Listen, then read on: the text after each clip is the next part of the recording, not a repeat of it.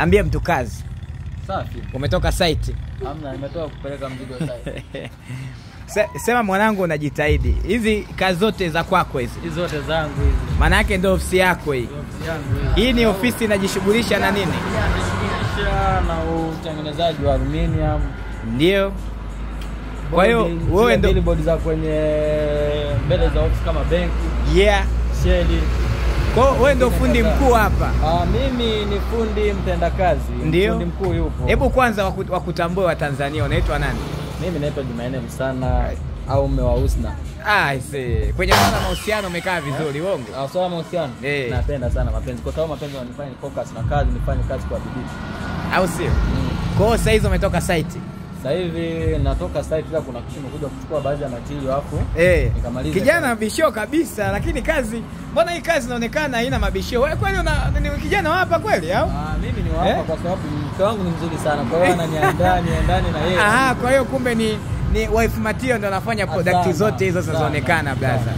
Kwa hiyo unamwambia nini mtu ambaye hajaoa labda? Aache ujinga. Baki wanakula vitu vya ajabu. Labda wewe unapata faida gani unapokuwa unapokuwa katika mahusiano? Unaona kuna faida gani muhimu? Faida nyingi. Kwanza unaachana na ujana hapo na focus na maisha. Zaidi na zaidi unakuwa unaangalia sana kesho yako. Kwa hiyo kwa mtu ambaye hajaoa hawezi kuona kesho yake. Ni ngumu sana kwa sababu wewe ukishapata 5000 unawaza wewe 5000 bana 5000 hii. Fanyeje?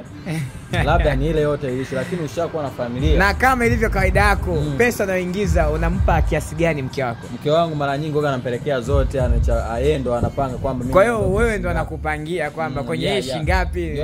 Labda shilingi ngapi kubwa ambayo ulishaye kupeleka nyumbani kwa ajili ya matumizi ya nyumbani? Pesa shilingi ngapi ambayo ulishaye kupeleka pale? Ulishaye kupeleka nyumbani? 30 au 20. Kwenye 20 huwa ananipa 5000. Yaani 5000 ya kwako ya malezi, lakini 15000 inakuepa nyumbani. Na nakula nyumbani. Yaani yeye tuseme mke wako ndo director wa kila kitu, ndo manager. Pesa zote unazoingiza unapeleka kwake na kabisa. Umesema anaitwa nani? Anaitwa Husna. Nikupe siri. Chagua mwanamke mwenye jicho kubwa. Kwa hiyo mke wako anaonekana na macho makubwa fulani hivi. Kwa hiyo unampendea macho. Wana akili sana. Unampendea macho. Ni mzuri. Sasa mtazamaji, natamani umuone mke wa baba Husna, lakini siku ya leo sitakuonesha, ila next interview na baba Husna ambaye ni fundi aluminium tutakuja tumuoneshe akiwa na Husna mwenyewe. Kijana anadai kwamba pesa zote anazoingiza anampa mpenzi wake Husna, akipeleka shilingi 20,000 anapewa shilingi 5000, si ndio?